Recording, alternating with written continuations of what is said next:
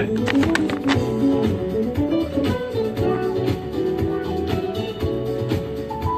1 minute to the top of the hour. Here we go. Going live right now.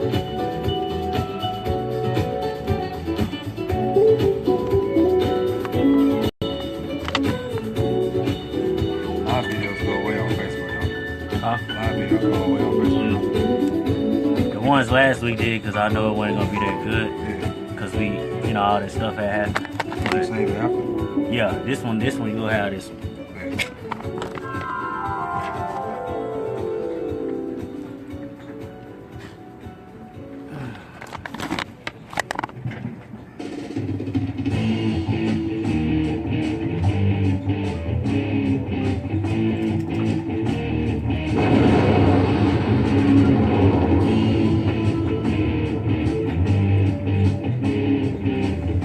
Second verse pretty much same as the first. Here, so show like this.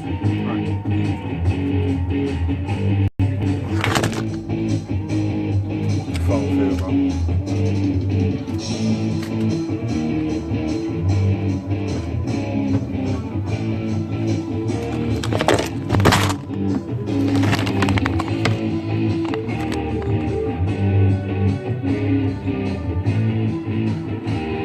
Try not to move too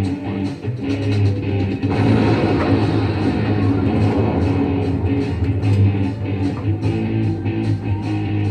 Oh yeah, it's another round of TNT's Ballers Nation. Your host with the most, one of the knuckleheads behind the set, is Tony Monk. In place of Terrence.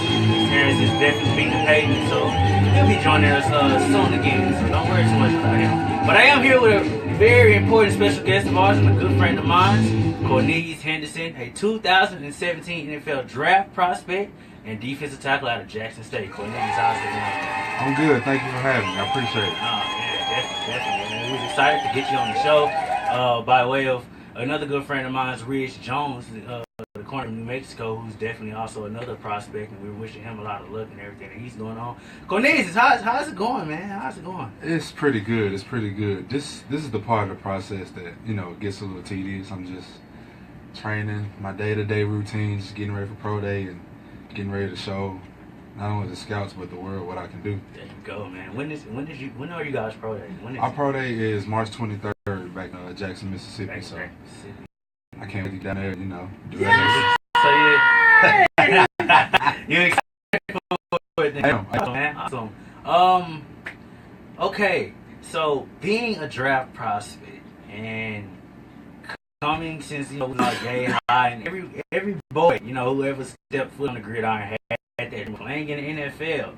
So what do you say?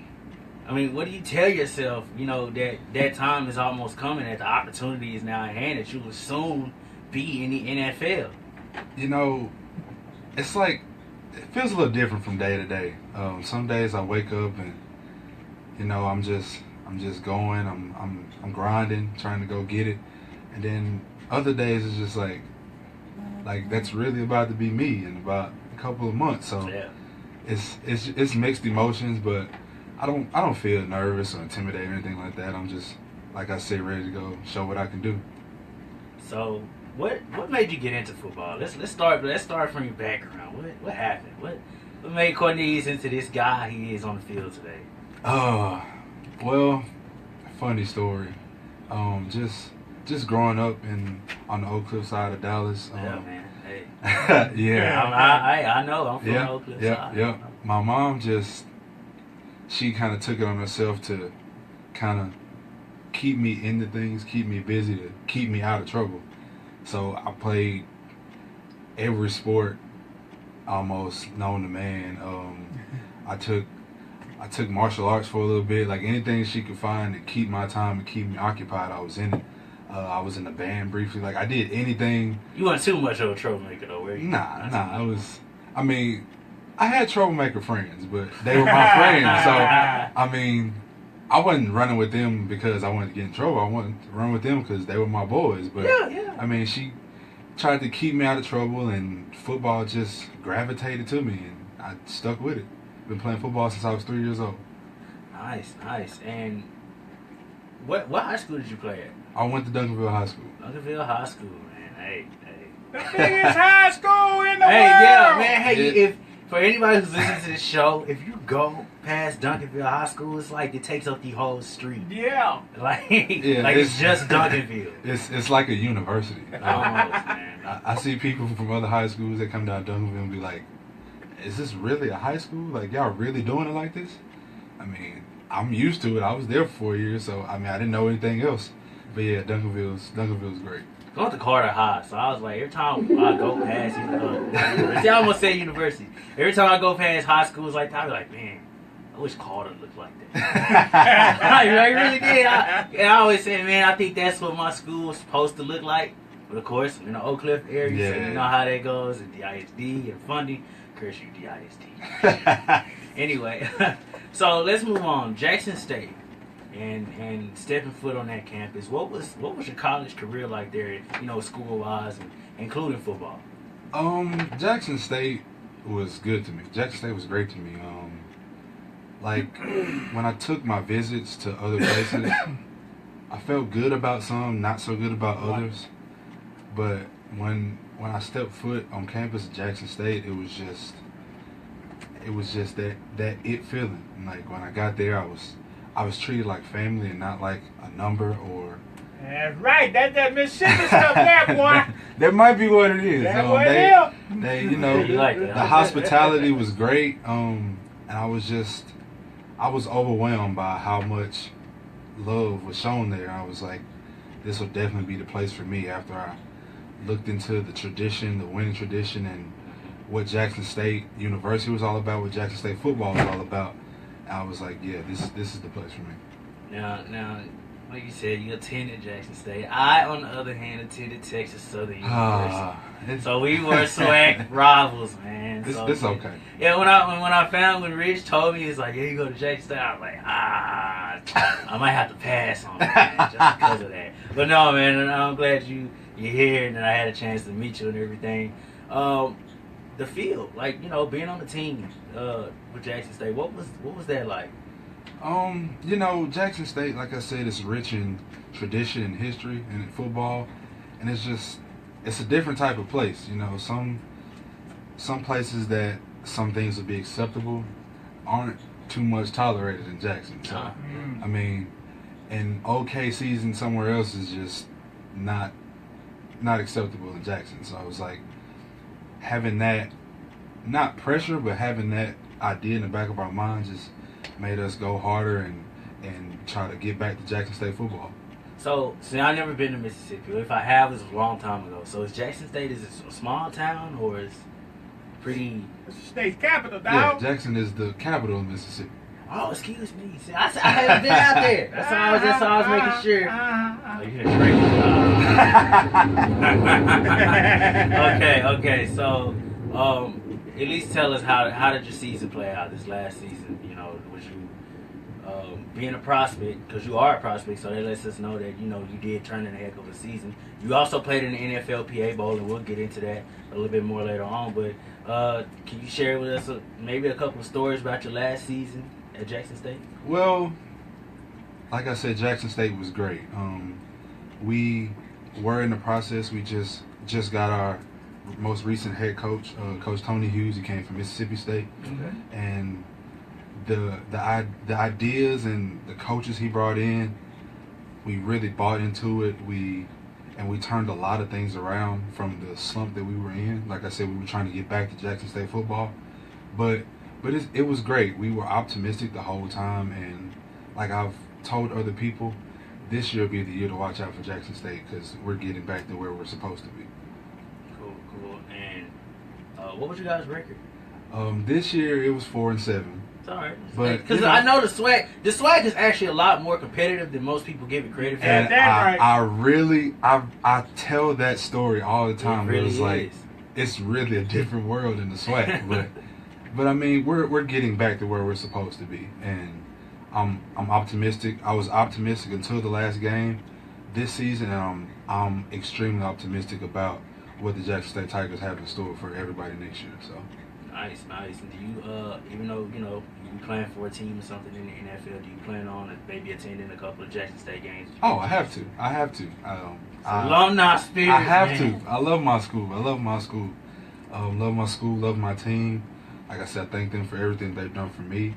But yeah, can't ever forget about Jackson State. Awesome, awesome. So, NFL time. What are you necessarily doing? You're training and everything. What is that routine like for you? Like your diet? Are you doing different things to get your body ready? Well, I haven't. My trainer says that we don't like to use the word diet. Okay. I'm improving my eating habits. Is what was said to me. I don't like to use the word diet, but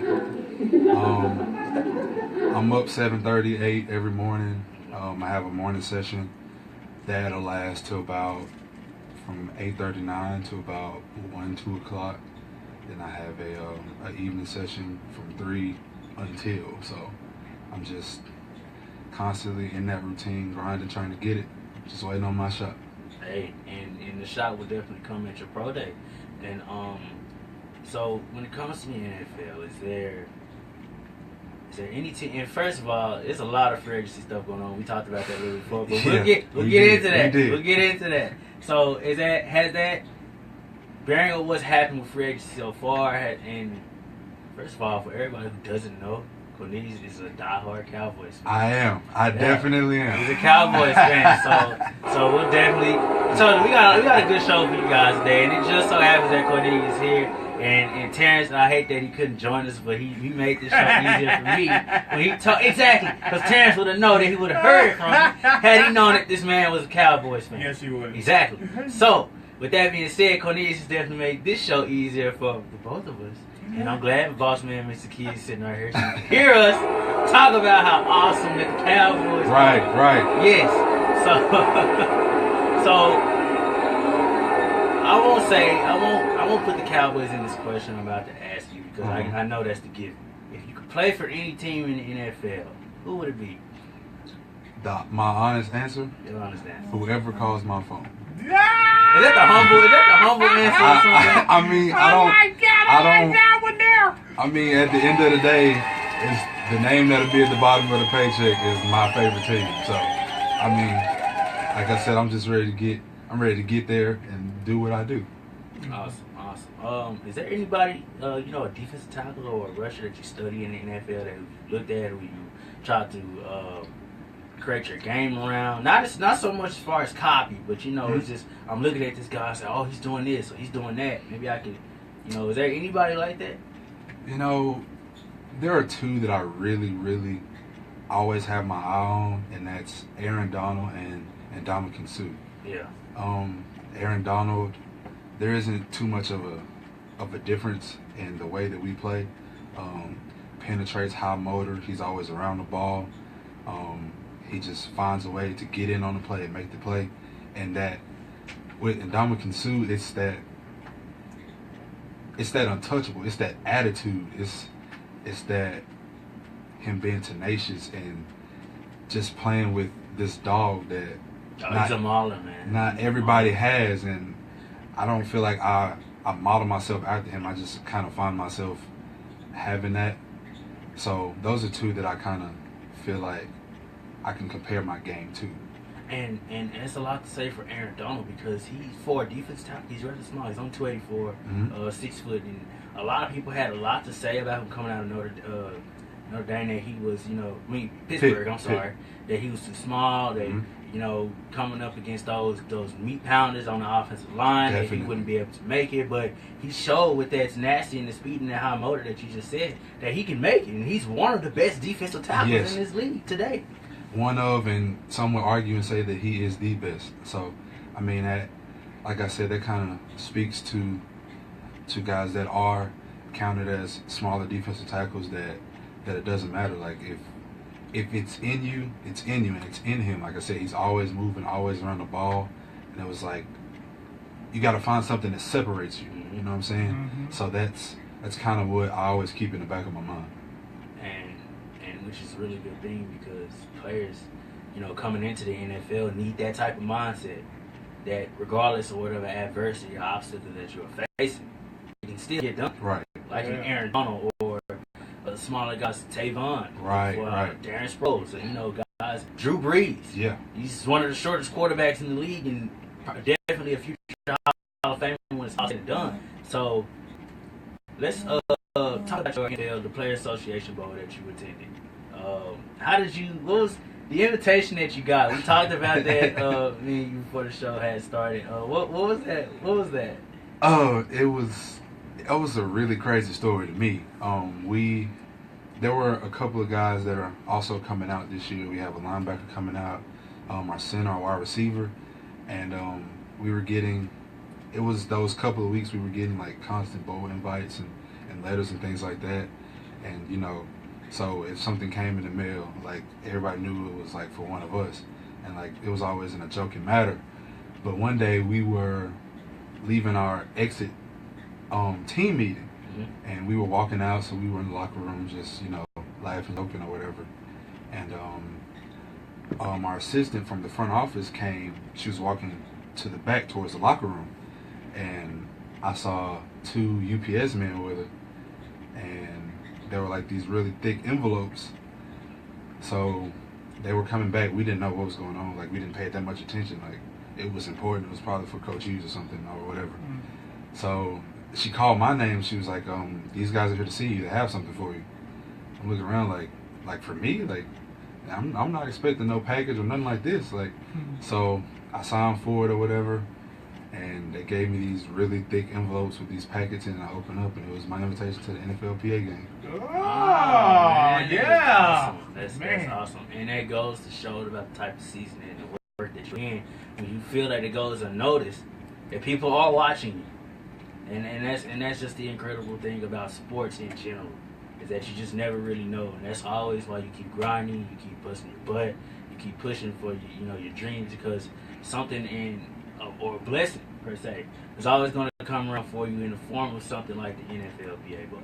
And I'm kind of happy that it happened the way that it did, because I mean it definitely made me feel good about like you said, you never know who's watching, but I feel like it kind of encouraged my teammates and the people that were around. It was like it really doesn't matter where you come from. It was like, I mean, sometimes you hear guys from smaller schools get discouraged because they're from a smaller school. It's like, oh, we don't get the same shot or things like that. And it was like, that was just kind of an encouraging moment. I know for the guys around me, it was like, well, I mean, he's where I am. Like, I sit here and talk to him, laugh with him, joke with him, sit across from him in the locker room every day. I mean, and it got to him, so who's to say that the same won't happen to me? And the greatest thing about the NFL is it is slew full of guys from small schools. Right. Some of the guys from the smaller schools have done the greatest things in the NFL. Right. Absolutely. Right. So there's a guy from LSU is no different from a guy from Jackson State, Right. or PV, or TSU, or Alabama State, or anything like that. Right. There's no difference. Everyone, and I wish that the NFL was more fair when it came to that. And I understand when it comes to divisions and stuff like the SEC, and those is where the top-notch football players are. But guys at like you at Jackson State are no different from them. Right. So, and I'm glad that you was able to get the opportunity. So, what was the experience like? Tell us about that. Oh, that week was top of the line. California was good. Cali Cali was great. Cali was killing. We had the treatment of kings down there, and it was eye opening. It motivated you. I got to get down here and go hard, so things like this can continue. But Cali was great. The practices went well. The meetings, talking to the scouts. I tried my best to tell myself to enjoy every moment at the same time working hard. Awesome.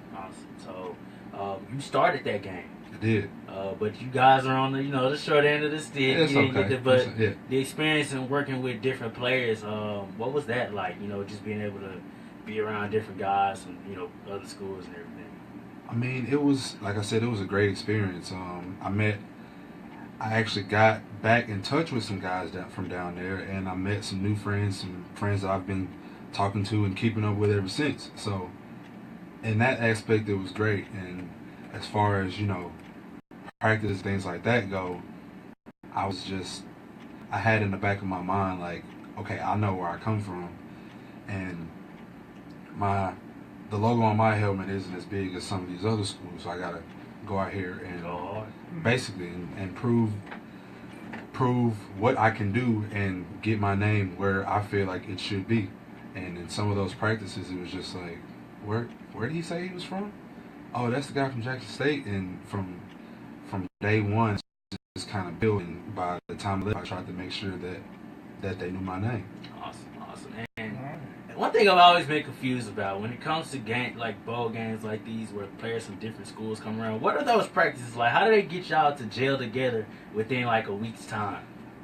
It's not as difficult as it seems, because yes, it is an all-star game, but at the end of the day, it's kind of like an interview. So we kind of have to. We all know that we have to put our best foot forward, and gelling, in my experience, has never been an issue. We just kind of, take what we're given and we come together and we run with it. That's all we can do. Cool. So, it's good. It's a good thing that everything worked out for you being able to show what you had in the bowl game. So the coaches, were they from different colleges or NFL? Like, how did that? It was some college coaches that had been in the game for years. Our defensive line coach was from Stanford. He's coaching at Stanford 30, 40 years. Funny, our linebackers coach was actually Antonio Pierce. Oh. Yes. So, I mean, it was big NFL names to college coaches that's been in the game to NFL coaches. So it was a lot of knowledge and wisdom that we could just take and soak up. So that's what we tried to do. Cool. And it's definitely a blessing that everything worked out for you in the PA Bowl. So let's try to do a small fast forward and then we're going to break here. Post draft expectations. Do you have what? I guess I could say it like this: if any coach or scout around the league was just so happen to be listening to this show right now, because you never know. Just like the same thing with the invitation that you got, what would you say to them? What would they be expecting from a player like you? 100 miles an hour, everything I've got, coachable, ready to work, willing to work. I'm disruptive. I mean, at the end of the day, when I step between the lines, I know my job and I go execute no matter what. He is a warrior. That's it. He's That's a it. warrior. That's it.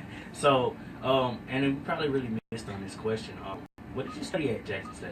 Well, I actually graduated with my criminal justice degree, and I also studied exercise physiology. So probably after pro day, between pro day and the draft, I take my physical training certification, put that in my back pocket. So, what are you planning on, necessarily doing with that? well, after football ends, because football will end one day, I plan on an avenue for getting myself into the SWAT Academy. So, it's a big guy thing. You guys want to put your hands on somebody. if a big man's job isn't something that's pushing somebody around, I don't think they ever satisfy with anything. And I've heard that from so many people, but I mean, I'm kind of the way that I am. I feel like I need a challenge, and I've always said that I wanted to wake up and kind of not know what I was getting myself into for the day. It always keep me interested, and I wouldn't be bored. So I think it'll work for me. Well, that's awesome, man. Cornelius is sticking around to join us, guys. He is here for the show. Coming up next on TNT, what's trending? The Cash Me Outside girl, whose father's is famous. A Pittsburgh Penguins fan takes a homeless guy to a game. We get into some NBA about Dirk hitting the 30,000 mark and the Dallas Cowboys free agency, as well as some more things around the NFL. This is TNT Ballers Nation. Stick around.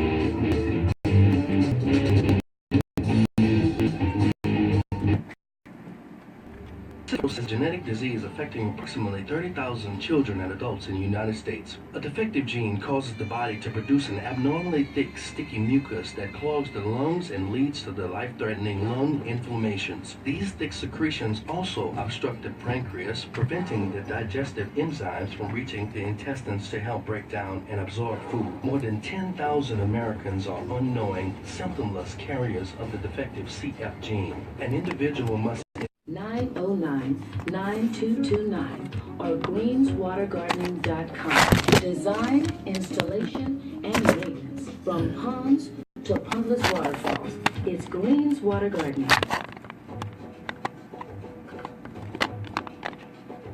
Look at that layout. Mongolian barbecue, fried shrimp, and catfish too. China King Buffet number 2. The best Chinese food in town with over 150 items daily. China King Buffet number 2 located at 3907 West Camp Wisdom Road in Dallas, and that includes American and Japanese cuisine. For Sundays after church, China King Buffet number 2. Open 7 days a week, Monday through Thursday at 11 a.m. to 9:30 p.m., Friday and Saturday from 11 a.m. to 10:30 p.m., and Sunday 11 a.m. to 9:30 p.m. China King Buffet number 2 with carry-out buffet, or China King Buffet number 2 is your number one source for dine-in. Located at 3907 West Camp Wisdom Road in Dallas, China King Buffet number 2. 972-572-6188, China King Buffet number 2. Traffic crashes are the number one cause of death in the workplace. As an employer, you can help prevent these tragedies. Whether employees are driving for work or just to and from work, traffic crashes should be a major concern for all employers. Help save lives by joining our campaign to encourage seatbelt usage and eliminate impaired driving. This is Scott Killian from KKEI encouraging you to buckle up this holiday season. This message is brought to you by KKEIRadio.com and the Department of Transportation. We did? Yeah. Okay. For the best in contemporary gospel, old school R&B, gospel jazz, That's gonna be it. news, and more. Yes. Stay tuned to KKEI Radio. Your key is Internet Radio, KKEI, DeSoto, Texas. That's Donna. They well, he's about 300 even, but he's the one that broke the bench record. Yeah, 49. Yeah. Sorry. I know you're confused. How will you make it through? I know you feel so lonely as the tears fall down your face. Where is the love? Where is the grace that you heard all about? I hear you asking me, where are you?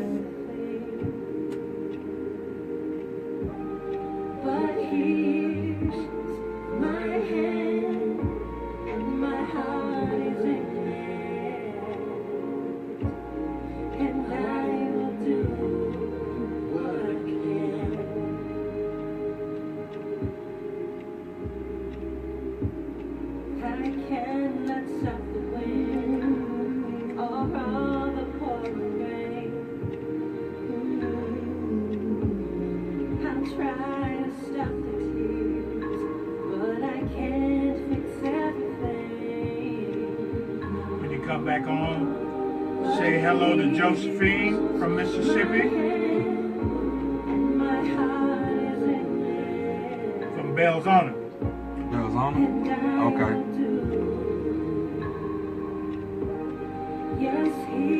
I'll bring you.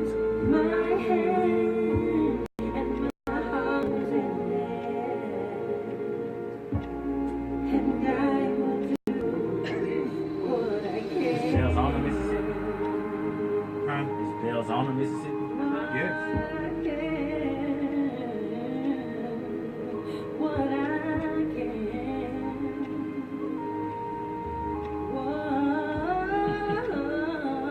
Still gonna get into this icon thing. That's We're still gonna get into it. is that real? Yeah.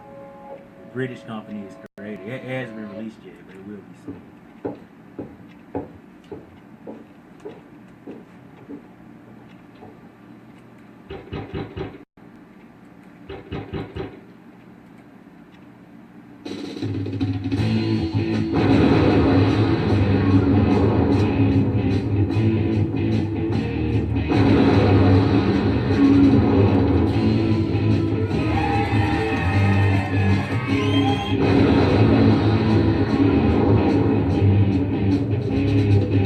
Clear out the smoke and reload the bombs. Reload the TNTs. We're back on Ballers Nation on KKEI Radio FM, where family matters. We're back here with Cornelius Henderson, our 2017 NFL draft prospect. And we got some fans, man, who want to say hi to you. We have, what was it? Josephine. See, I already forgot where it was. Out of Mississippi. Belzona, Belzona, Mississippi. Thank you, homie. I'm sorry. Hey, I'm terrible for that. I got a one-track Well, I mind. don't like the Cowboys. Here we go. So, we are going to take it away from the sports side for a little bit and get into some what's trending in the world, or maybe in the U.S., or maybe whatever you want to call it, is what's trending. And the first thing we would like to touch up on is something that a British company has created. For all you men out there who have always wanted to know how well you have performed in the bedroom, the British company has came to your aid. The Eye Condom, or formerly known as the Icon, is not exactly a condom, but rather a condom ring that can be worn at the base of any condom, and which collects statistics according to British condoms. The device is not yet available, but the company says it will be on sale later in 2017. For a brief description, it has integrated micro USB port, and a full charge will take about an hour and allows for about 6 to 8 hours of usage. Of course, any guys out there who would love to stunt, let's say they last that long. Right. So, Oh my goodness. the company says the ring will cost about $60. And while it will be initially available on its own website, sales are likely to be given wide interest shown. The Icon can record calories burnt during sexual intercourse, speed of thrust, total number of thrusts. Oh. Yeah, for this generation, the stroke game is the number one cause for men exaggeration. How good the stroke game is. All right. Frequency of sessions, total duration of sessions. So when your chick lies, or how long you go in bed, the Icon can either come to your aid or totally backfire on you. Right. Yeah. Average velocity of thrust. Oh, God. Yeah, all how that? fast is you hitting the backside? Stop. Yeah, TNT ain't just a sports station. We tackle other issues as well. Girth measurement. Wow, that too? Size, size matters, Ducky, man. ducky. Always Oh my you goodness. you cannot pull up to the scene with your inches missing.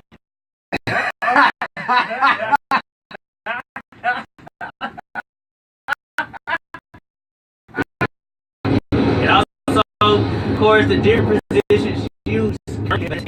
Companies say this is to measure and remember these variables. The data can be downloaded to one's computer. So when you get done doing whatever you're doing, go back and football practice. You can go to sessions. Go check it out. Make yourself a spreadsheet and say I did good Tuesday, but Wednesday I was a little on the weak side. Which pair using the icon out, which is going to be pair using. Once it's done, the icon automatically cleared for its next use. Cornelius, man, is this something that us as men, this is Young man. right? Be gentlemen now. Young man. All right. Of course, we won't get too explicit on this Uh-huh. show. So, is this something that's useful to the male race, or is it something that we don't need and we'd rather just exaggerate on our male private part? That's tough. That's tricky. I think for some of the more prideful men, they might want to stay away from it. There you go. Try to they might run into a wake up call that they don't want. So I don't know. This should be interesting. Leave it alone. Yeah. Leave it alone. I mean, Leave it alone. I mean, think about it. And Tony want to keep it going. Leave so it no, because this is what's trending. The icon is a thing, and this is going to become a big thing because, especially on social media, where everything is blown out of proportion at some point, females are going to get wind of this, and they're like, "Oh, I want to get my man an icon so they can really see what he's doing again." Or anytime I have some significant other come over and stuff, then I'ma just get him that and see what he's doing. Whoop, whoop. Well, What? This might backfire. See, it really might backfire. Yeah. Because guys make a living in the bedroom off exaggeration. Ah! Not all of us. Some people do perform well. Others don't, but still have to say, well, yeah, I did this, I did that. Knock the back out that Yeah, bro, you should have seen me last night. Yeah. Like you laughing with your boys. Yeah. See, especially if men and women start comparing the stat sheet. This might mess up some stuff. So I don't know. I don't want that thing. I don't know about this one. And the bad part about it, I don't think it's something that works for women. I think it's just a thing for men. So we're definitely, this is a one track thing, and it's either gonna be on our side or it's not. But I wonder why the British company decided to create something like this. I know it's not. They always start the mess. It is, yeah. That's tough. They always start the mess. Now, I guess if anything, you get a good workout. The calories burned. You can see, I had a good workout into something after sexual intercourse with my significant other. But what would it come down to is the total number of thrusts and the velocity of your thrust. That's where it's gonna be the end all be all for a guy. Is that how hard he was really coming? Yeah, how much power? How much power you coming with? You either going you at the NFL Combine, you putting up 33 reps, or you putting like Christian McCaffrey put up 10. So you putting up 10 or you putting up 33? Am I coming at 86 miles per hour? Tell Kwame to make a statement on it. Say hello, Kwame Lily. Hello, Kwame. Make a statement on this now. What do you think of that? What do you think of that? What do they call it? What's his name? Icon. An icon. Yeah. Tell you about all that stuff. How you doing? How you coming? Okay. That's the wrong thing to say. Okay. Let them know they can't comment because I got a couple of my friends on there trying to. I want to hear what they have to say. No, they can call in, tune in, do whatever you got to do. Yeah. Comment on the Facebook page. Let us know what you think about this icon. Now we have younger people watching and older people watching, so it would definitely be good to hear both sides of the We just want to hear from the grown folk. Hear from the young folks too. We still rely on raw energy. It's all right though. So the icon will be available later on this year for I think it's something that'd be better for middle-aged folks. Somewhere around there. And why you turn around and look at me? No, I didn't turn around and look at you, Mr. Keith. What I'm saying, it could be for that. I don't need it, bro. Hey, look. That more power to you, Mr. Keith. And we ain't even saying that. I'm saying, but I think it will be something that the middle-aged group will look forward to using. Where young guys like me and Cornelius Won't probably need something like that. Yeah, I don't think we're I need that one vibrant. in my life. Exactly, full of energy. And you know, this man is about to go into the NFL taking on 300-pound offensive tackle. Yeah, that's I right. think that's he right. needs a lot. Nah, he don't need nothing. I think I'll be alright. That's what I'm saying. That's he went straight with he vetoed it, kicked it right out the door. That's right. That's what you do. Cash Me Outside. How about that? Well, how about that? How about that? Yes, Danielle Bregoli. Mm. Oh, okay. This young lady. Here you go. Got famous due to her show, or being invited, or whatever you might call it, casting on Dr. Phil. Yeah. And she came in talking all types of nonsense, and at some point in the show, talking to the audience, she yelled out the phrase, "Cash me outside." How about that? Mm. And of course, Dr. Phil doing the Dr. Phil thing that he always does. Cash me outside. What does that mean? She cash me outside. How about that? It mean cash me outside. Which of course was definitely a slur of the word catch. Yeah. But ended up being saying cash. Yeah. So whose fault is it that she's famous? Does the source is that pointed to Dr. Phil himself? Or Cornelius, you could probably vouch on this. Is it social media's fault that this girl is out there? Oh, it's definitely social media's fault. I saw this episode. I ran across this episode. I think when it first aired, and it was a while back. So I feel like it's really just picking up now because somebody took it and put it on social media, and it just spun out of control with the memes and the beats and all that. So it's definitely social media. Wow, that is. We're definitely done. I have to say we because it's a majority thing. I'm on Twitter and I'm on Instagram and I'm on Facebook. Of course, I've never said nothing indirectly or directly about Danielle, but her face is everywhere. Yeah, it's used in a meme. It's in a video. For anybody who remembers, Vine was recently brought down by the makers of Twitter, and a lot of those former Viners are using her in their videos. Mm-hmm. So she's around getting all this type of 13-second fame, with minute fame, whatever you might want to call it. Right. TMZ is out there. Uh-huh. Yeah. People are offering her X amount of money just to come on a show or just to be seen. To say cash man. Yes, she recently said she's being paid $32,000 just to chat with fans at Rolling Loud Music Festival. 32,000 grand. You see how fickle we are, man? How does that?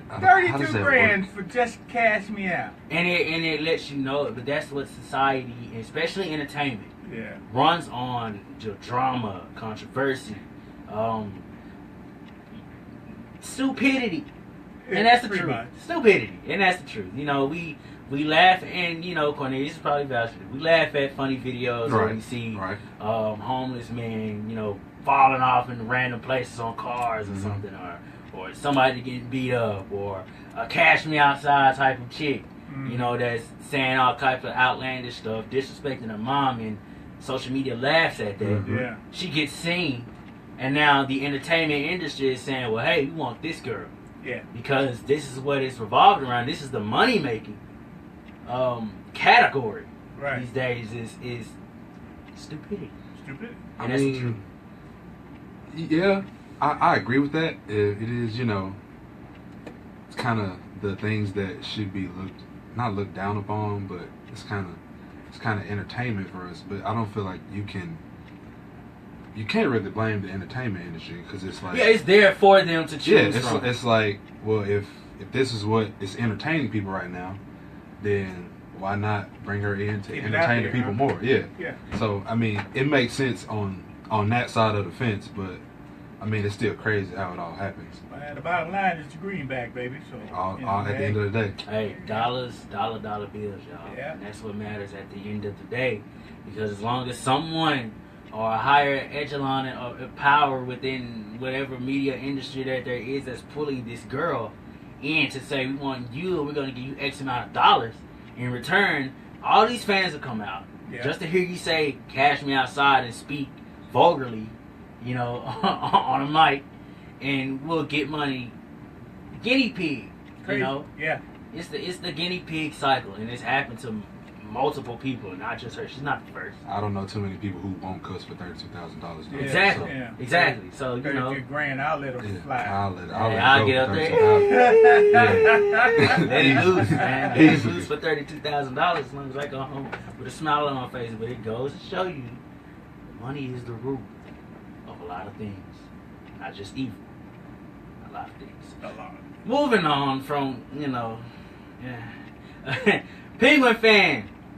The Pittsburgh Penguin. A fan gives an extra ticket to a homeless man. I watched this and I was able to read the article over it earlier this week. The world can be a cold place, but last week one Penguins fan did what he could do to bring some warmth to a man down on his luck. Mhm. Jimmy Maines had an extra ticket to the Penguins Lightning game last Friday. He was looking for a friend to go with him, even posting on Facebook, but didn't get any takers. So he went to a Pittsburgh Penguins paint arena by himself, figuring he'd watch his team alone. He was approached outside the stadium by a man named Rob, who asked him for money, but Maines told him that he didn't have any money because he didn't carry cash on him, but he had an extra ticket. Yeah. So instead, he decided to give that ticket to the homeless man, and he brought him inside the game with him. Wow. They even shared some food. Little hot dog too, huh? Yeah, they shared some food, had a good time. Rob was also, really happy. That's good stuff there, man. Yeah, Right. yeah. Yeah. And I'm glad that happens, even if it is every now and then. Yeah. Because a lot of times we see homeless people on the side of the road or whatever the case is, and we pass them up. Yeah.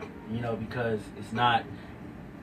And I'm not saying they're Conventional on. thing to do. Right, yeah, they're not on every corner, but they are around. They're an everyday thing that you see. I know I go to work off of 635, and there's at least 3 different homeless people who are standing on that side by this light that I go past almost Monday through Friday. So that exists, and a lot of times I will get out the car and say, here's $2 or whatever the case is, or you got some food that you don't want to eat, and you got a car, you give it to them, just out of a common act of courtesy. But it's good to know that things like this could happen where a guy, I don't give you food, but hey, come catch this game. This is There something you go. that you do not get every day. Right. That's right. The average homeless person will not be invited to a Cowboys game, Right. will not be invited to the Dallas Mavericks game or a Texas Rangers or Dallas Stars. But Yeah. to say, well, hey, I got an extra ticket. He's a human being just like the next guy. Deserve a little entertainment. Right? Why Buy him a not? hot dog. Definitely, Yeah, buy him a definitely. hot dog, give him a Coke. Yeah, Let why him not? enjoy that. And Manny said that Rob was glued to the game. A 5-2 Penguins win, so he did enjoy victory. Right. Absolutely. And he was cheering and yelling for the home team. He posted a selfie of the two at the game. So if you guys go on Google and type in Penguins fan and homeless man or what the case is, the story will pop up and you'll be able to read it. This is from NHL.com. Mhm. During the anthem, he stood there and sang every word. Man, he said he was yelling and cheering the whole game. It was great to see a guy who was obviously a little down on his luck. He was so happy, and Maines was definitely happy to see that. Well, and after the game, the two exchanged information on how they did that, and they went on about their way. But Rob, Or whatever. Rob was definitely happier after that. Yeah. So it was definitely good to see that somebody Great actually lift in the human spirit. Exactly. Right, And definitely. everyone deserves that. Everyone definitely deserves that. So it's great to see things like that happen. We hope that everyone listening to this show go out there and show some common courtesy, every once in a while. You don't always have to pass that, that homeless man up, or even the next person who, you don't have to be homeless, get courtesy shown to you. That's It's right. a blessing to be a blessing. There you go. And that's all it is. And that's what God wants everyone to do. Because this world is all of ours at the same time. And, Right. each person wants to help the next guy. And I think that's what's more important than word about individuality. Absolutely. So, Absolutely. Yes, sir. indeed. All right.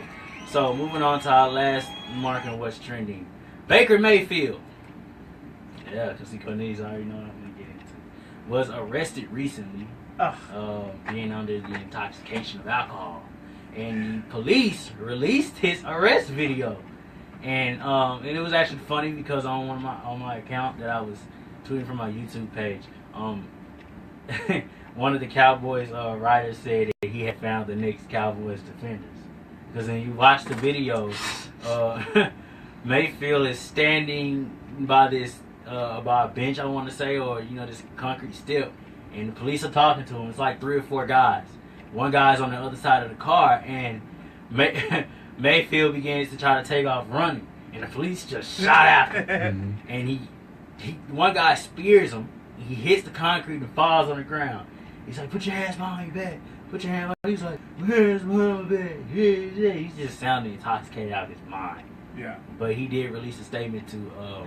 He's from Oklahoma. Mm-hmm. He's from Oklahoma. He did release a statement to Oklahoma. Apologizing to his mom, his dad, and the coaches and everyone in the higher echelon powers or whatever within the school. Saying he was sorry. As Cornelius, you can probably tell us this. As being a quarterback or star on a team, what does that say when you're out here? You're supposed to be that leader, and you're all over the place. It's okay to go out and drink. Mm-hmm. I'm pretty sure coaches allow some type of leeway with that when school is out or there's no more football. But what is the rule on that type of stuff? Well, I think sometimes, or for starters, you said leadership, and I feel like sometimes everybody thinks that leadership is a choice, and that's not necessarily true. When you're a leader, people gravitate to you and people watch you. So I feel like people that are natural leaders have to always keep that in mind. And like you said, it's not a problem with doing it. It's at the end of the day, it's just about going out and being responsible. There you go. Drink in moderation. That's it. Yeah. And especially, OU is a big school. Right. Y'all know that, and they're on the face of the map. And, Baker Mayfield being that lead dog, that lead quarterback. People know who you are. Yeah, they know who you are. And you're out here, you're drinking, which is fine. There's nothing wrong with that at all for, a professional athlete to go out and, drink, or a collegiate athlete to go out and drink, or whatever the case is, as long as you're in a safe zone, I guess, if that makes sense. Amongst your other teammates or amongst friends, well, they know, hey, if your friends had any sense, or whoever he may have been with, to say, oh, hey, baby, hey, you can't be out loud in the open like this. Police are out there. You can't be out there being rowdy and, drunk because you had a lot to drink. Let's just go home or, go do something else or whatever you might have been doing later on that night. But it's like Coach Hughes used to tell us. It was like, if something happens and you were to get caught or you were to get in trouble, it was like when the paper came out, it's not gonna say your name. It's not gonna say where you're from. It's not gonna say your major. It's gonna say XYZ football player, Jackson State football player, Oklahoma football player, Dallas Cowboys football player. Yeah. So when you're in that position, you have to remember that you represent a lot more than yourself, and you have to carry yourself as such.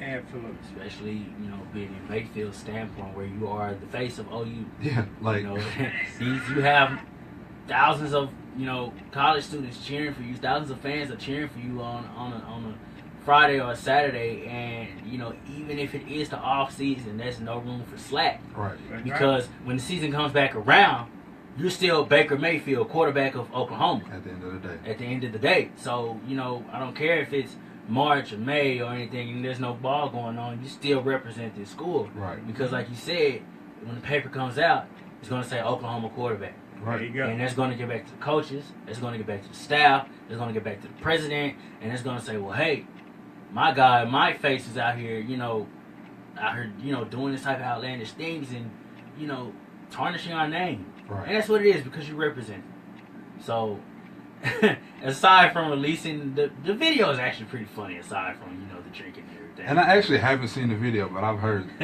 it was actually wild. So It's actually pretty I might funny. have to check it out. Yeah, it's so, you can just really hear a drunk white guy, especially in Baker Mayfield. You just have him in a grin. I got my hands behind my back. Yeah. I didn't do anything. But you know how police feel when you start running away from them and everything. They get really defensive about that for some reason. So, that's it for What's Trending, guys. Coming up next on TNT Ballers Nation, NBA. Dirk hit 30,000 earlier this week. What are the Mavs' chances of making the playoffs or at least getting that 8th seed. We're getting to some Warriors talk. What are they without KD? And are they more fun to watch without Kevin Durant? It's TNT Ballers Nation. We'll return.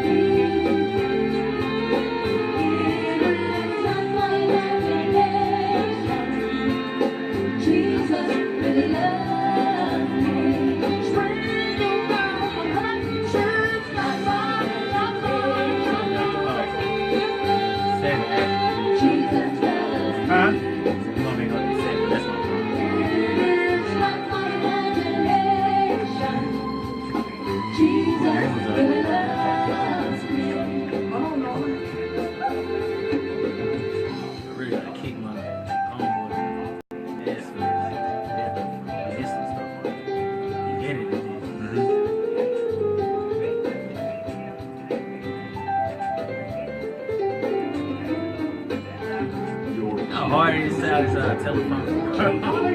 Reading off my laptop behind the camera. Yeah. So I gotta like look up.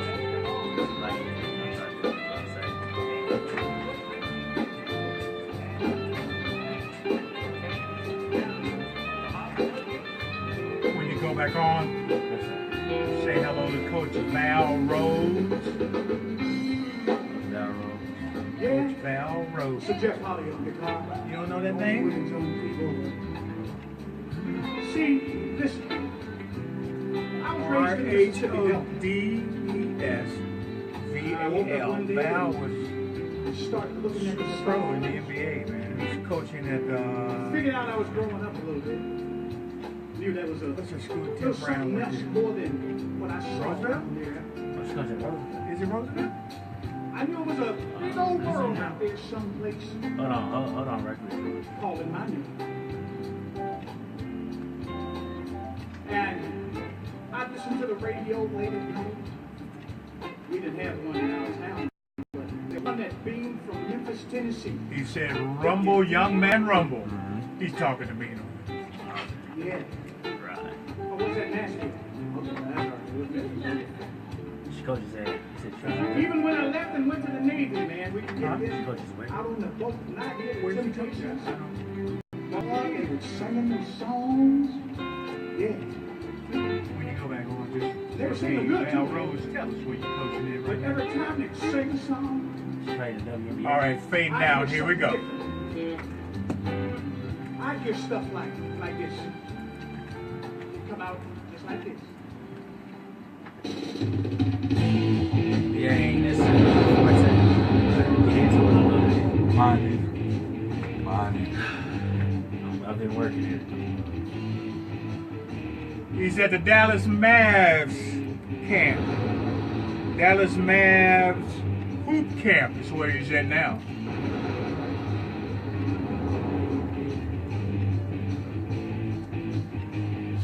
Woo. Still gotta clear out that smoke. Keep blowing everything up in here. We're never gonna get anywhere on this show. It's TNT Ballers Nation. One of the knuckleheads behind the set. And of course, I am your host with the most. And of course, I'm still here with Cornelius Henderson, man. Thank you for joining us, man. I appreciate y'all, man. Thank you for joining us. I'd like to give a shout out to Coach Val Rose.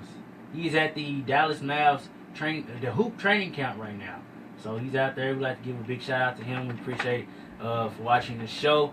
We're actually finna get into some NBA right now. Dirk hit 30,000 points against the Los Angeles Lakers recently. And man, we've all, especially me and you, Cornelius, just growing up throughout the years, we watched Dirk. Yes. We've seen Dirk do Dirk-like things that no other person named Dirk could That's probably even do. right, Dirk Nowitzki, Dirk Nowitzki, my man. German boy.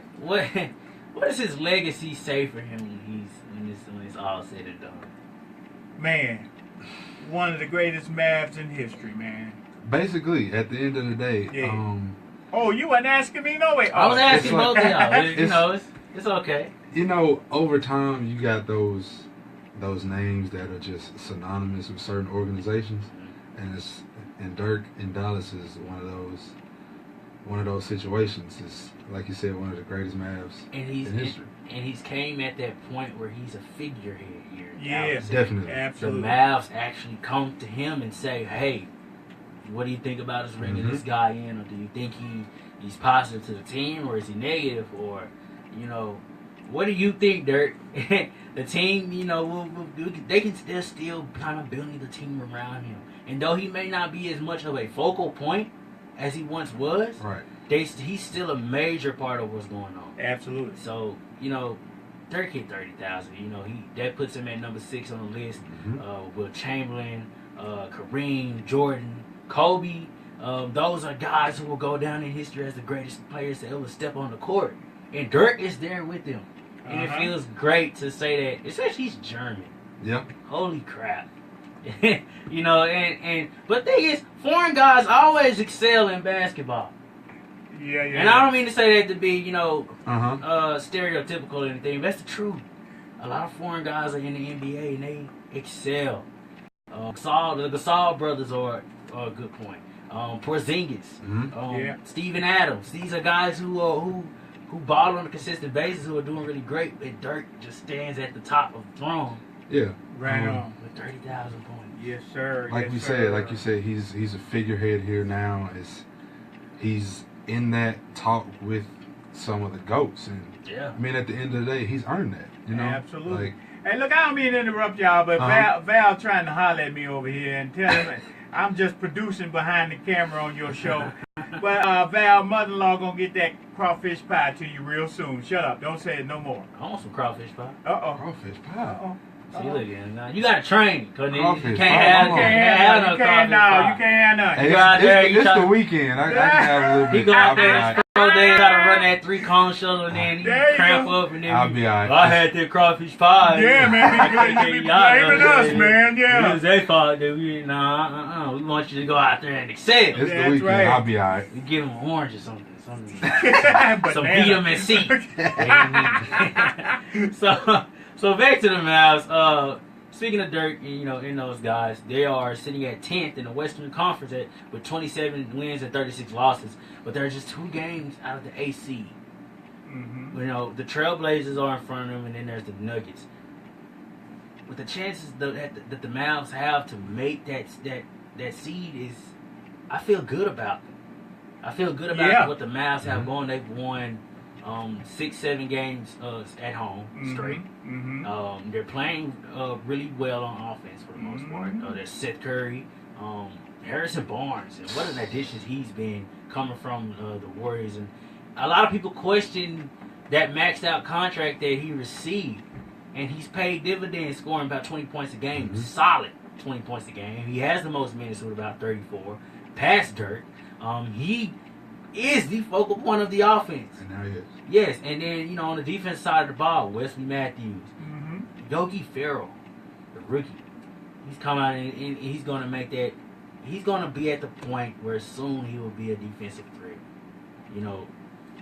Put in the mind of a lot of other defensive guys in the NBA right now. But the Mavs are a young team. Mhm. Now, as far as when and if they do get the 8th seed, that will most likely, put them up against the Warriors. And we'll get into talk about them in just a little bit. So, yeah, the Warriors in at 52 wins, and it's a massive difference from 52 and 27. But I feel good about the Mavs' chances, even if they do go up against the Warriors. Right now, Durant is hurt. The Warriors are weak. They're still trying to figure out a lot of things about themselves, period, because Durant is no longer there. If the Mavs can catch a team like the Warriors or the Spurs off guard, and mind you, they beaten the Spurs early in the season. So if they can catch teams like them off guard for at least 2 or 3 games, and we're not necessarily expecting the Mavs to win the championship, especially given how the season started when they were dealing with a lot of injuries. The Mavs started out 0-4 Struggling. before they was massively struggling. And I listened to CBS 105 down through the fan, and they were speaking to some of those beat writers and those analysts for the Mavericks and everything, and they felt good about the Mavs' chances when the starters returned, and what the Mavs could do. And right now they're on a 3-game win streak. At this point in the season, with about a quarter left of basketball, so the Mavs, I think they still have a long way to go next season. And that's another thing. People were saying they should tank. They should, opt out. And Tony, you could definitely probably chime in on this too. When it comes to tanking the season, players, you guys, eat, sleep, and breathe the game that you guys play. Is tanking ever a thought in your head? Never been a thought in my head. It's like when you hear others say that, it's like it's foreign to me and my teammates, and it's like, I mean, like you said, this is what we live for. You know what I'm saying? So I mean, I guess it's easier for the guys that's sitting behind the TV or sitting in the stands to say things like that, but for a true competitor that goes out and gives his all day in and day out, I don't think that ever makes sense to them. And a lot of credit with that goes to the Mavericks, having all these young guys and having Dirk around them. Tanking the season is just out of the question. Yeah. These guys are playing great defensive ball. They're ranked 3rd. They give up consistent 99 points a game. They're limiting opponents' points in the paint with about 13. Their total rebounds with just 51 total on the season. I mean, they're playing really great defensive ball against these high caliber teams that letting you know, hey, we're not giving this season up. Right. We can still reach this 8th seed and get into the playoffs and possibly be dominant. So taking a season, I've always hated when people say that, even in the NFL. And I want to say back when the Cowboys were in 2015 season. And for some odd reason, and I know you remember every single week they were never necessarily out of the playoffs. Right. And they had one of the worst records in the league. And yet they was only 2 or 3 games back. And, you know, they was saying, no, maybe let's take the season, get the best draft pick in the draft. Right. You think about the draft when the draft comes. Right now, Exactly. this is the team we have. These are the players around us. This is the staff we have. Let's go attempt to win a ring or attempt to get to the playoffs. Exactly. And like I said, the athletes that go in there and give their all, that just doesn't make sense. And like you just brought up and pointed out, like you never know the situation that you're in. And like you never know, like the Cowboys were in 2015. We kept saying week after week, we still got a chance, we still got a shot. If XYZ happens or we're a game or 2 back, like it's not that big of a deal. Like we're all right.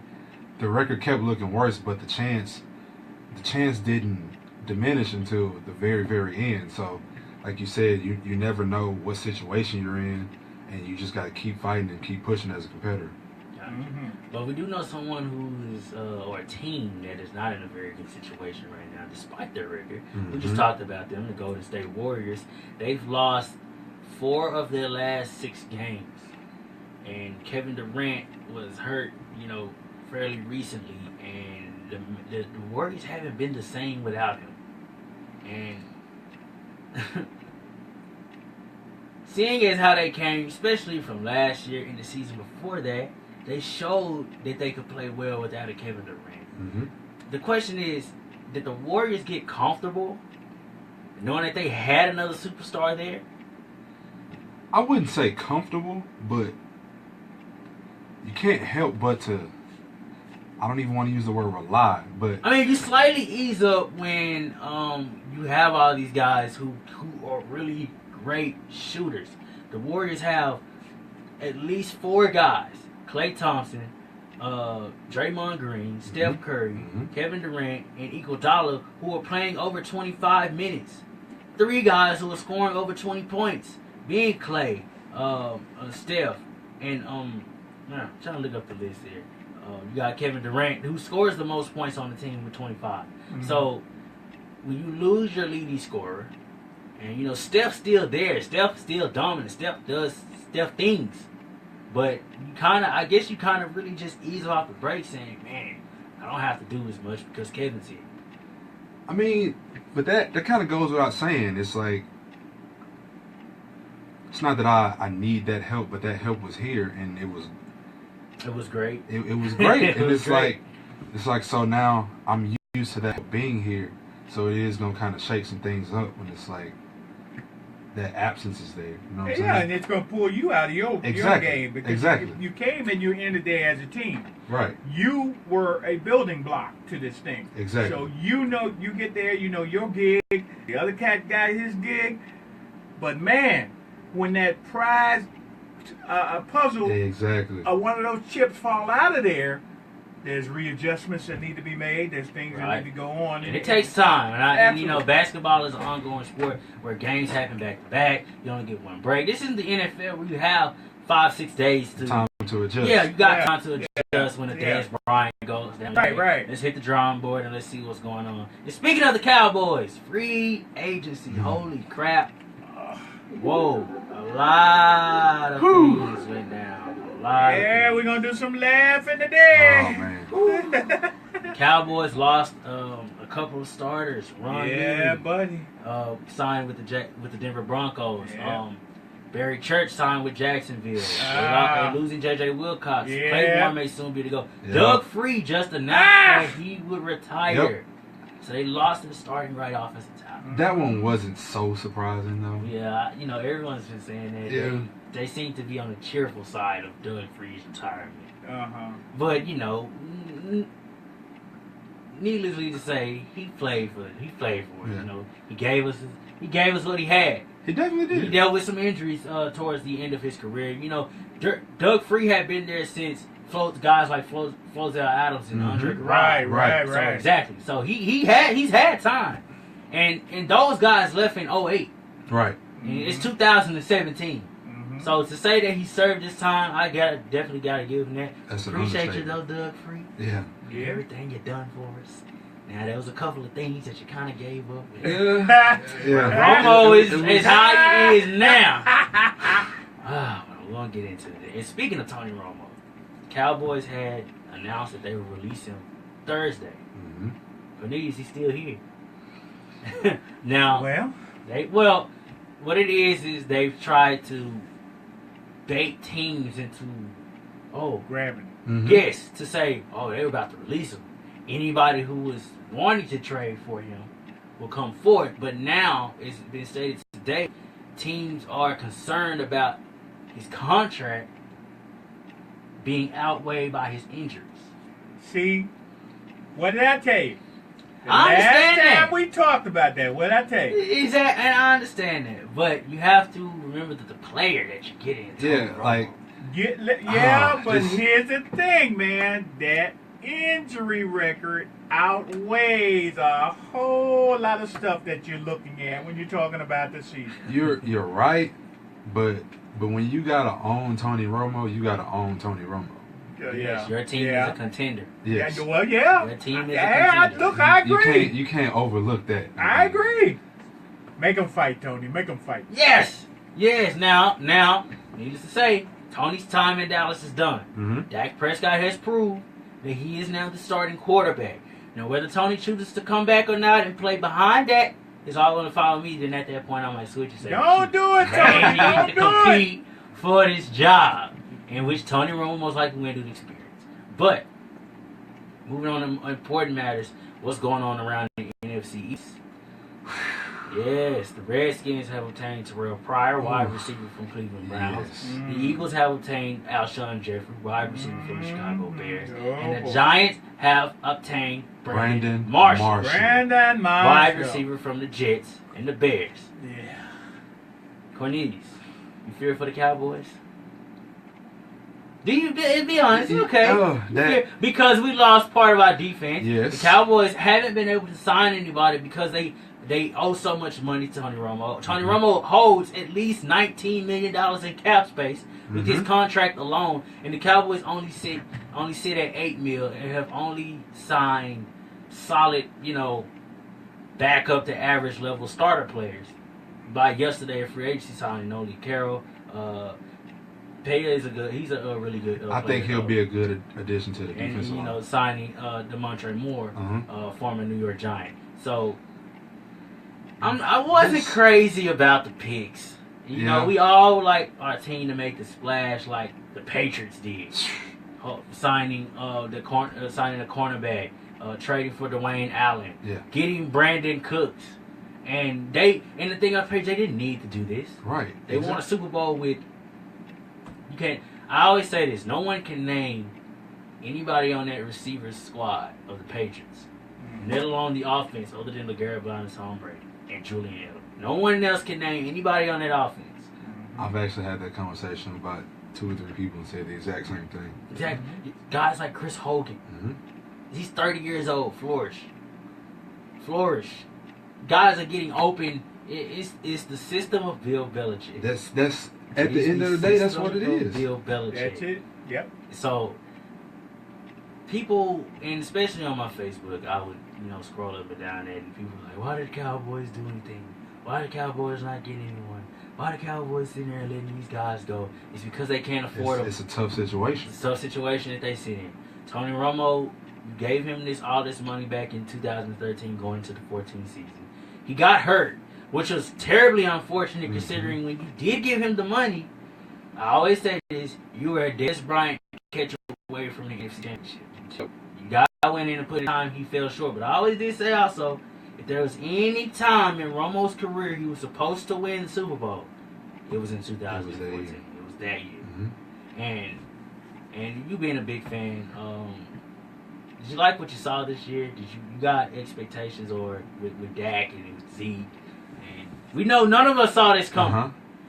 Well, I wouldn't say that I was totally surprised. Like I said, we did have the best offensive line in the NFL. I would argue that with anybody. And I was telling people, if we got if we got an okay or decent running back to solidify the run game, we would be all right. But when Zeke came in and was just clowning, just going crazy, I was like, we gonna be all right. We about to make some noise. And when it was Dak's time to step in, of course there were question marks by everybody. But when he came in and showed that I'm supposed to be here and I'm about to take this thing by the horns and run with it, it woke some people up. And now I've been telling people, I just pray that he don't pull a Cam Newton. And well, sophomore slumps they're not imminent, but there will come a time when Dak hits the wall where the decision is, can I go over this or will I let it hinder me? But I feel like he put up a good enough rookie campaign to where, I mean, of course that slump's gonna come. Yeah, you'll see the imminent struggle where and you remember slumps don't last the whole season. Right. They could last for about 4 or 5 games where Dak isn't pulling the team into wins. It's Zeke or it's the defense or it's Dez or somebody else is doing it while Dak is probably missing passes or throwing interceptions. But something is happening where the team is still managing to pile together wins, but Dak players diminish. But Dallas can't let that be the deciding factor every time, because if that slump starts to happen and that's always the end result, it could easily turn into a snowball effect and just get worse. So, like I said, I mean, that slump's kind of inevitable, but his rookie season was good enough to where that slump will still be all right. Right. You know what I'm saying? And one thing I will credit the Cowboys for doing was they went back and, one thing Stephen Jones always preaches on is resigning our own and drafting well. And they resigned both wide receivers, Bryce Butler and Terrence Williams, to keep that continuity around Dak instead of going out and drafting a guy, which they probably still will do in later rounds, but it won't force him to do it early where he has to be an automatic starter and then Dak has to adjust with him. Right. And we saw how the adjustment thing goes, especially with Dez Bryant coming back, and sometimes he was taken out of games or would get 1 or 2 catches and Dak wasn't. When Romo was there, we saw Dez put up the big numbers because Romo knows with 12 years of experience, hey, I can still fit this ball into this guy. Exactly. I don't care if the guy's in his hip pocket. If I throw it to him exactly how I want it, Dez is going to catch it. Whereas Dak I want to just throw it to who's open or where the ball is supposed to go. Right. Dez, you double cover it. Romo might still throw it in there and be able to somehow miraculously make the pass. But I'm not going to do that because it's his experience. Right. But, the Cowboys have kept that continuity around him, where next year we'll see the exact same offense. We will. But Dak will get that first full offseason with the first team, be able to work with them, be able to get the continuity and everything down to say, hey, all right, guys, we're ready. And not to mention, man, Zeke, I can't say a lot of good things about this kid. And back last year, I definitely wanted to draft him. I felt... I like Darren McFadden. I was definitely appreciative of what he had done. But Zeke just... I mean... If you watch the guy at Ohio State, every time, Mr. Key, every time, Zeke was phenomenal. Against Alabama, Zeke ran for over 220 yards. Smoking, explosive. Against Alabama. Yeah. That defense. Zeke. And everyone was Jalen Ramsey. But my thing about Ramsey was I didn't want to have to put my faith in a questionable cornerback at that time because, everybody know he had the tools and talents to be successful, which he is with the Jags. He had a great season. He did. But with cornerbacks, it's different. You have to be able to go against wide receivers like Julio Jones and Dez. And, Ramsey took a lot of, those pretty good caliber type players out of games most of the time. But I didn't want to have to deal with that now, but I wanted to add a sure piece on the offense that was already ready to make a run. We had the receivers. Now we just need to add Zeke. Get back to those days with DeMarco Murray. Yes. And run the ball. It was. Yeah. I was excited about that pick from the jump. I was like, he's gonna come in here, he's gonna make some noise. But without a doubt, he exceeded everybody's expectations. Definitely. And he started off slow. He But did. we're glad that he definitely picked it up against, especially against the Chicago Bears, where he leapfrogged the guy. And I was like, holy crap, we got a running back who jumps over people. I said, yeah, there he goes. I had a There running he back goes. who jumps over people, and that was the greatest thing ever that I ever seen in my life. Because I never had seen Zeke jump over anyone. I never got Yeah. a chance to see that opportunity. I just seen his highlights. But this draft that's coming up, and you know you'll be a part of all of this action. But just saying, in general, who are you looking forward to the Cowboys? Who do you think they should get in the first round, or whatever the case is? I find that Dun, dun, dun, dun, dun, Because we got a lot of options, you know, do. cornerback, safety, Yeah. defensive end. I feel like there are really some voids that need to be filled on that back end of the defense. I feel like, I mean, I'm thinking that would be kind of my first move. And you know, look at the mock drafts, they have guys out there like Jabril Peppers. Jabril Peppers is Jabril Peppers, great. right. A Dory Jackson from USC. Yes. I like that kid a lot. There's other safeties. I know this guy from UConn who pretty much almost jumped out the gym like Byron Jones did Yeah. about 2 years ago. So the Cowboys, I think, because of the edge rushers that's up there like Solomon Thomas and Mhm. we know Myles Garrett is out of the picture because he'll most likely go 1 or 2. You got Tarkarius McKinley, Derek Barnett. You got these big name guys or whatever coming in, but they may be gone within the top, half of the draft. Right. So I think that the Cowboys should. Man, it's just hard to say because of the free agency moves that they weren't able to do, and Right. all the edge rushers were shored up early. They were franchise tagged or either signed to big money. Right. And the Cowboys weren't able to get in on that once again because they're tied to Tony Romo's contract. And on top of that, they're focusing on signing Zach Martin Mm-hmm. before his contract gets up and he has to be owed a lot of money. So, Got to keep him around. exactly. So, what do you think Tony Romo should be traded, or does he just needs to be released? Should they just let him go? Man, I don't know. Guy, look, go ahead. It's the key. He's a Cowboys fan. Let him talk. I want to listen to him first. Yeah, go ahead. Go ahead. The best decision for the franchise and the organization, Yeah, we can say it like that. Look at it as that. probably to release him. We need to free up this money. We need the We Cowboys. definitely do. And the truth is, with Romo's injuries, and honestly, I look at the Seattle game as a really freak accident that he failed Freak terribly accident. wrong. Mm-hmm. It was like how did you get hurt like that? and me and my dad was watching that game in the living room, and I was just like, oh my God, the season. It felt like we went back in time and was stuck. It felt like we were stuck in the year 2015 again. I was like, am I reliving this again? Is he really hurt again? I think that's how a couple people were. It was like, oh, here we go again. Here we go Here we go again. again. All hail Dak Prescott Oh, for saving the Cowboys game. Definitely. Leading them to 13-3, first round of the playoffs. Not too happy about how everything ended, and I don't feel like much has changed from when Romo did it in 14. mhm. The Cowboys still didn't get anywhere, and the ceiling is exactly the same as if when he was here. But the future is promising. It is. I think Dak will definitely lead the Cowboys to a championship or maybe even a Super Bowl. The window is wide open now for him to do whatever he needs to do. To be signed, and him and Zeke, they're two young guys who can work together. They got a vet guy out there like Dez. Whitney's giving it that one last college try. Yeah.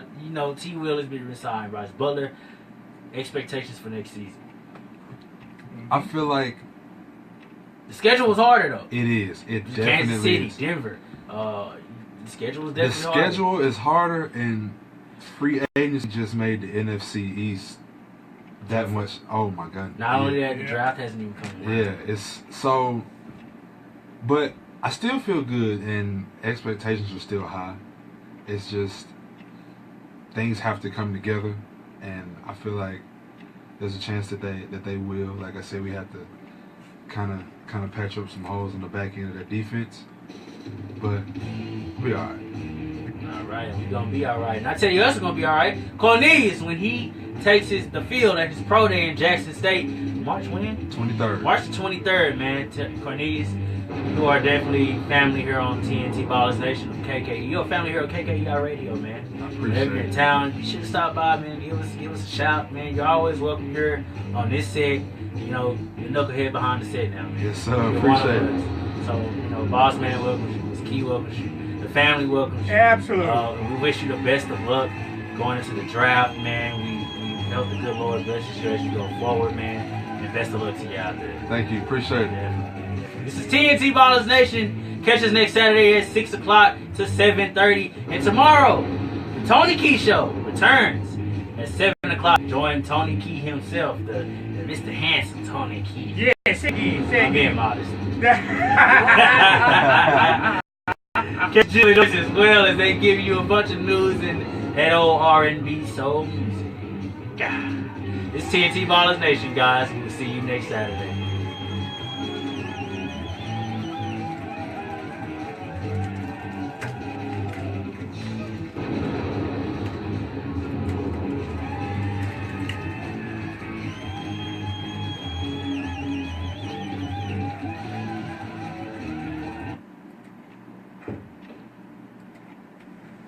No better for you this time around? Oh yeah, we good. Yeah, man. We good.